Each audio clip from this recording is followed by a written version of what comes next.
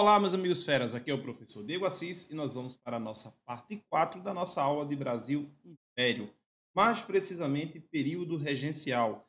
O período regencial aqui no nosso recorte das nossas videoaulas irá ficar dividido em duas partes. Então, dentro da playlist Brasil Império, nós temos a parte 4, primeira parte do período regencial e a parte 5 também do período regencial. Podia ter dividido, né? Podia, mas eu achei melhor deixar tudo aqui dentro. Não tem problema não. Então você sabe que a parte 4 e a parte 5, período regencial, vamos entender ele todo. Depois a parte 5 serão só as revoltas. E o que foi as regências? Eu tinha dito para vocês na aula passada que regência nada mais é do que quando um rei, um imperador, ele por algum motivo não pode governar, eh, se elege, se escolhe, aí os critérios vão variar de lugar para lugar. No caso daqui, a Constituição determinava deveria ser formada uma regência, 3 membros da Assembleia Legislativa, no caso aí o Senado e a Câmara de Deputados. Nesse caso aqui, veja que era o impedimento, isso aqui é importante. Bom, o príncipe herdeiro, Pedro de Alcântara, tinha apenas 5 anos, e a legislação dizia que tinha que ter 18. Então, temos aqui esse primeiro impedimento, havia uma inconstitucionalidade, o que é uma espécie de ironia, já que a Constituição de 1824 foi feita às portas fechadas. Isso aí muito importante. E aí a regência trina foi formada. Deixa eu tentar mostrar para vocês agora todo o período regencial, certo? De 1831 a 1840, nós teremos 4 regências. E aí já vi questão de SpaceX ou foi da ESA questionando isso. Primeira regência,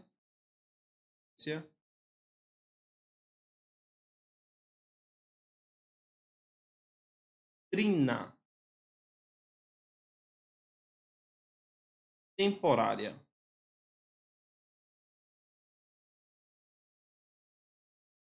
Ou provisória.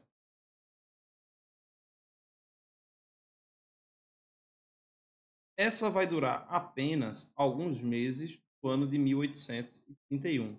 A questão é por que, que ela é temporária, por que, que ela é provisória.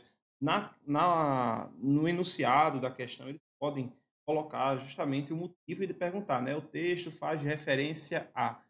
Justamente porque quando Pedro abdica em 1831, o Congresso, a Assembleia Geral estava de folga. Folga, perdão. Minha Alexa está falando comigo.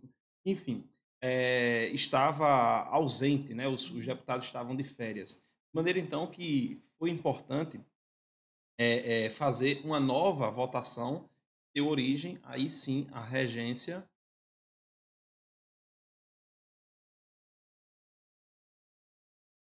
Alexa falando comigo, ó.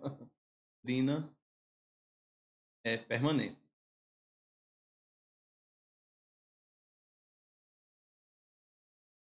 Essa regência trina permanente, ela vai durar de 1831 a 1834. Deveria ser ela a terminar o período todo. De maneira que nós temos, então, a troca a partir de 1834. Isso aqui não tem caído nas provas, não. Tem despencado a lei de interpretação do ato adicional. Essa regência, terceira fase aqui, né, da regência, una do Diogo Feijó.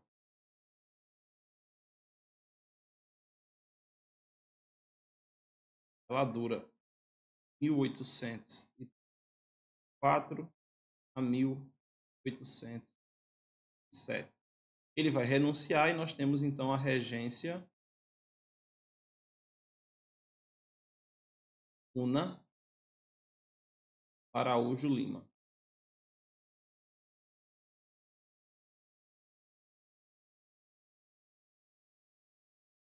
Esse governa de 1807 a 1840, quando aqui o golpe da maioridade é dado. E aí alguns eventos são importantes saber cada período. Eu vou deixar esse negócio desse jeito aqui e eu queria lembrar vocês que a gente desenhou uma tabela da evolução dos partidos políticos ao longo do período imperial.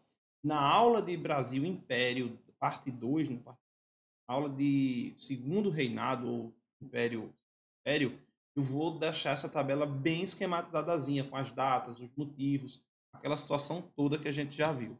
Então, a regência, voltando aqui, a regência trina, ela foi formada através da eleição de 3 membros, por isso que é trina, da Assembleia Geral. Aí, o que é a Assembleia Geral?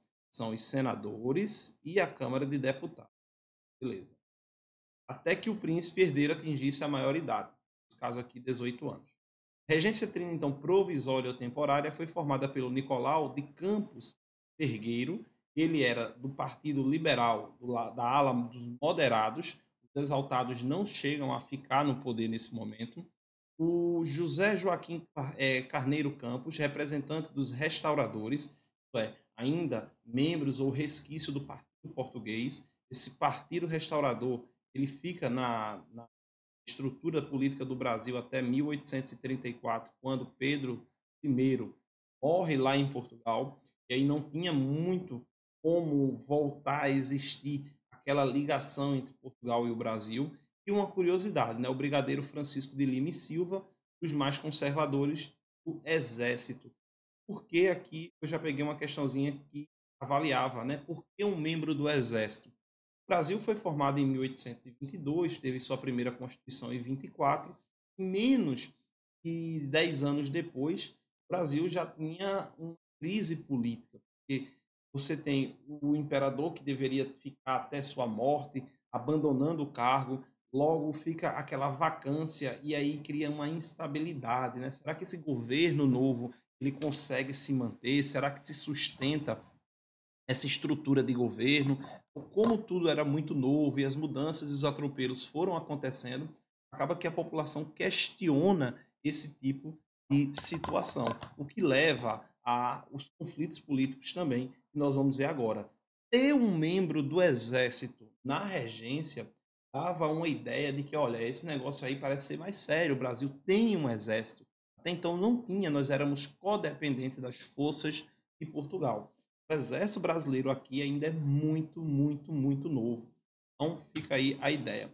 Mas, Diego, e aí quando a gente fala, por exemplo, da Batalha de Guararapes, a Batalha do Monte das Tabocas, nos 1630, 30 não, né? Mas 1644, 47 ali, quando expulsamos os holandeses. Aquilo é uma simbologia. Não havia exército brasileiro naquele momento.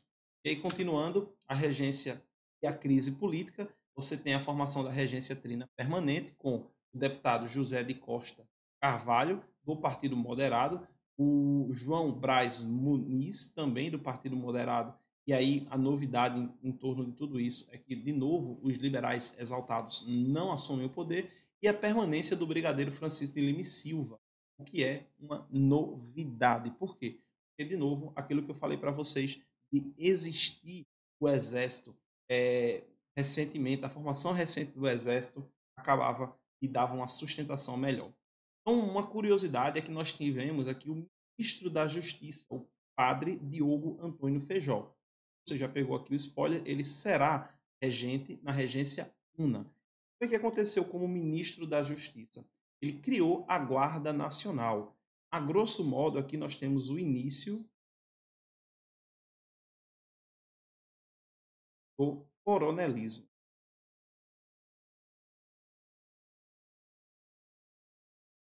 O coronelismo, como a gente conhece, ele não começa especificamente em 1831, mas ele ganhou a estrutura que é a Guarda Nacional. O ministro da Justiça, ministro da Justiça,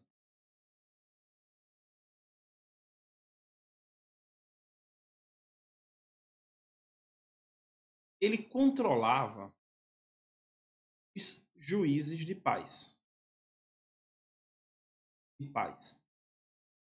Um juiz de paz, à época, era o equivalente a um prefeito.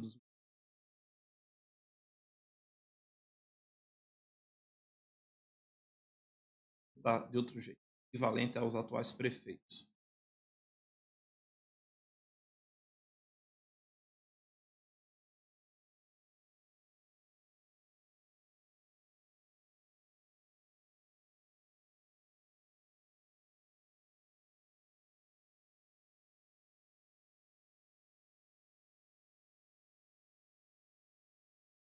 E por que que é importante dizer isso? Os juízes de paz, eles seriam os comandantes dos coronéis.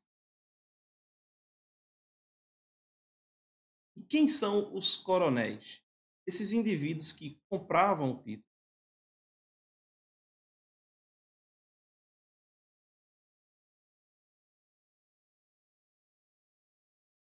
o título de coronel, e ele tinha direito a uma milícia armada.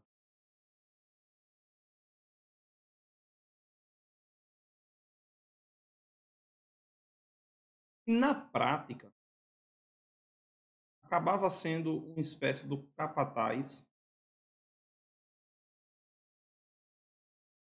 das fazendas. E aí entra uma outra ideia. Por quê? Para que você pudesse comprar o título de coronel, comumente esses indivíduos precisavam ser senhores terras.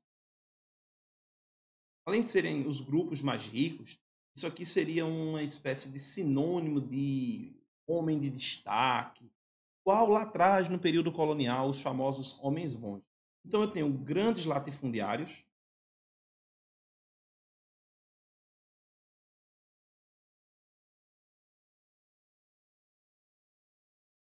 que são justamente os senhores de grandes extensões rurais, e têm o direito agora de ter uma milícia armada.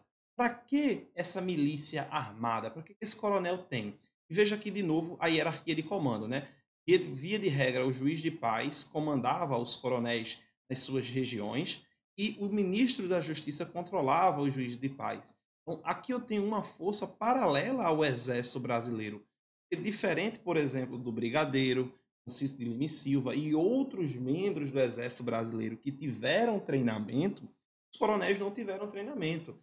Eles vão usar essa estrutura armada que o Estado permitiu através da venda desse processo.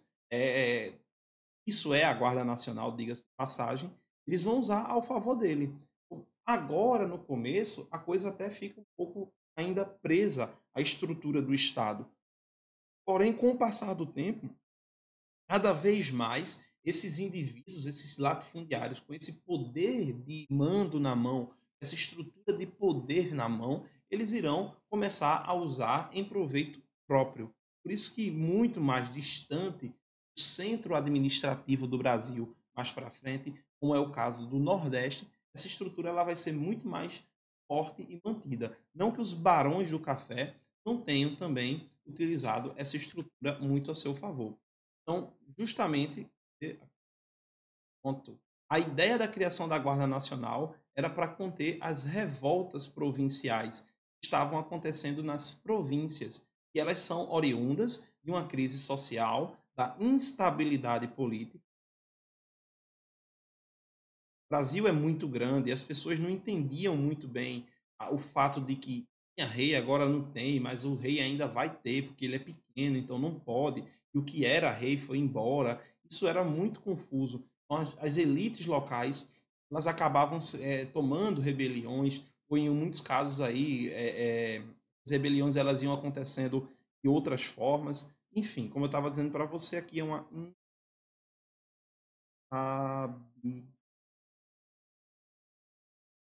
quanto à crise social no Brasil, ela é uma coisa assim permanente.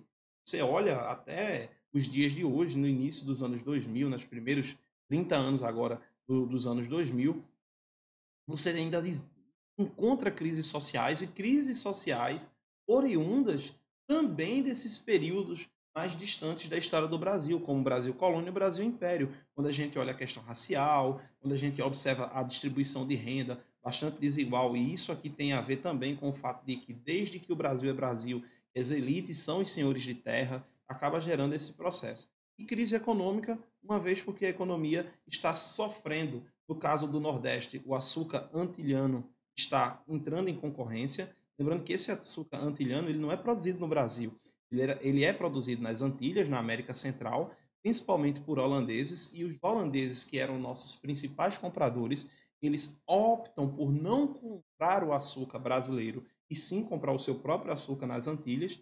Quando ele precisasse de mais, ele vinha e comprava ao Brasil. O fumo, a erva mate e o couro, isso aqui já vai ser problemas, muito mais aqui ó, no sul do país. Isso vai ser um problema lá, por exemplo, da farroupilha e o crescimento da dívida externa com o país. Então, isso aqui tem a ver com a influência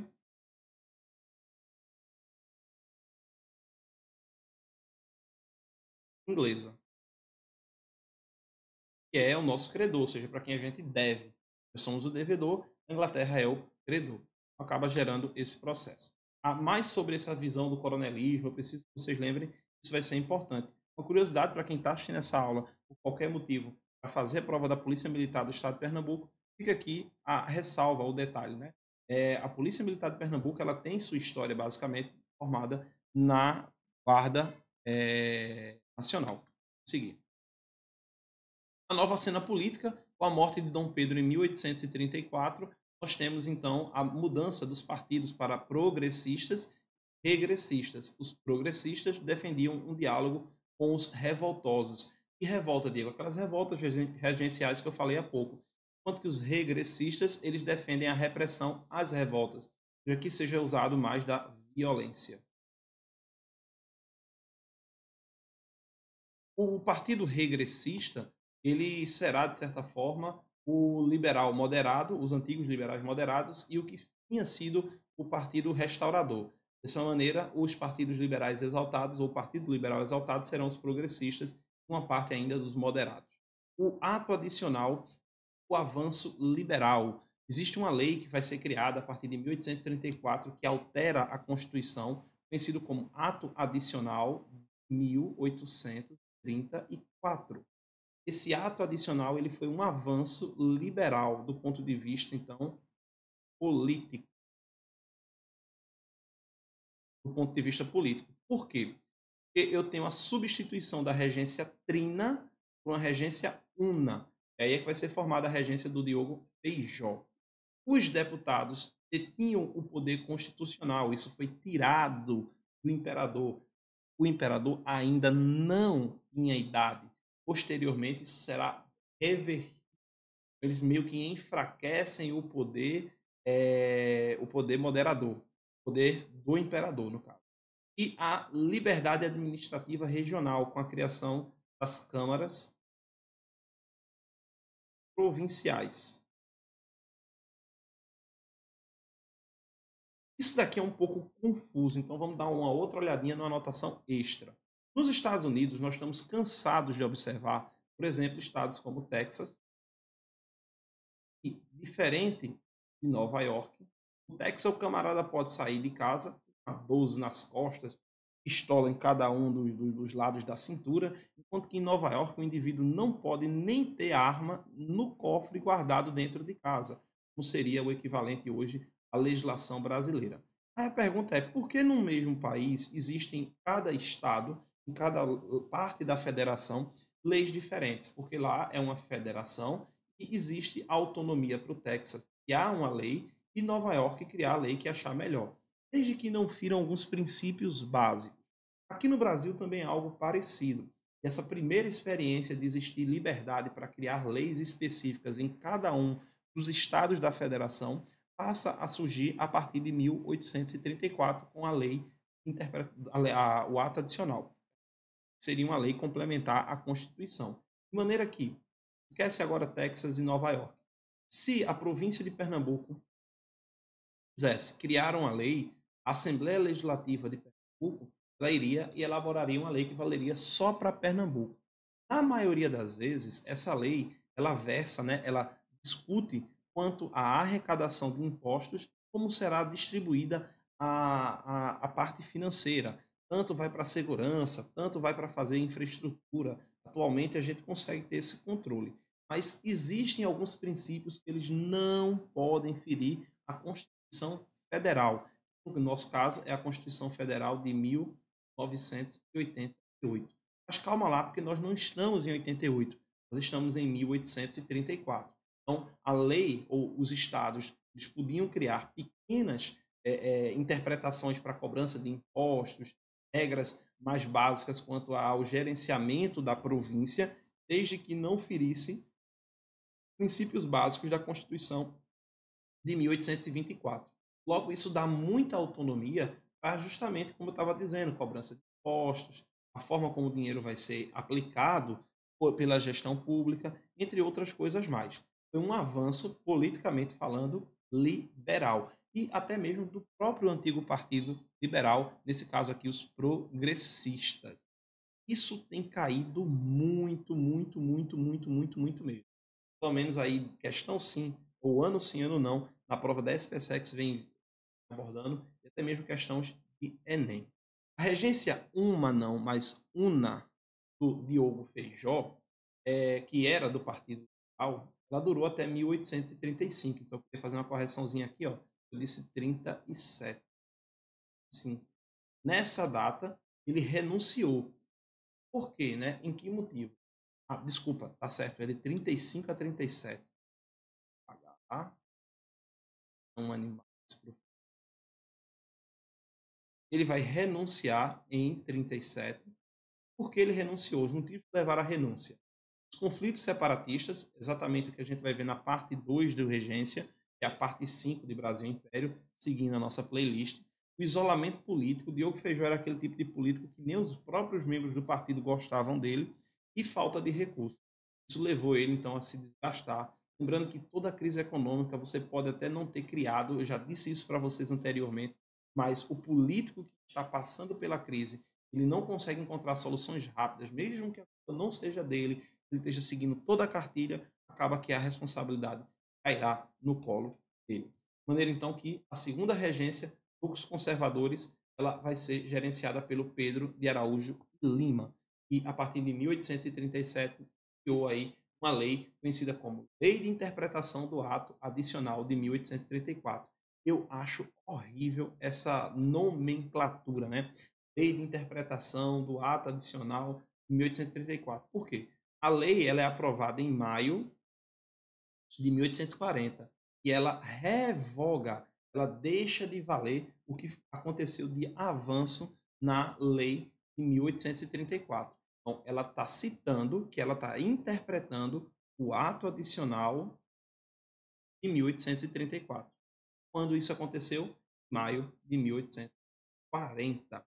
Então, ela representou um retrocesso para os liberais que, sem saída, articularam o golpe da maioridade. Lançaram uma campanha popular pró a maioridade de Dom Pedro, uma alteração que permitiria que, com 14 anos, o imperador pudesse assumir. Só que isso é assunto para daqui a 2 vídeos, quando eu terminar de falar das revoltas regenciais. Espero que tenha sido a contento. Desejo a todos bons estudos. Não deixe de curtir e compartilhar nossos vídeos para dar aquela moral para o canal. Até a próxima.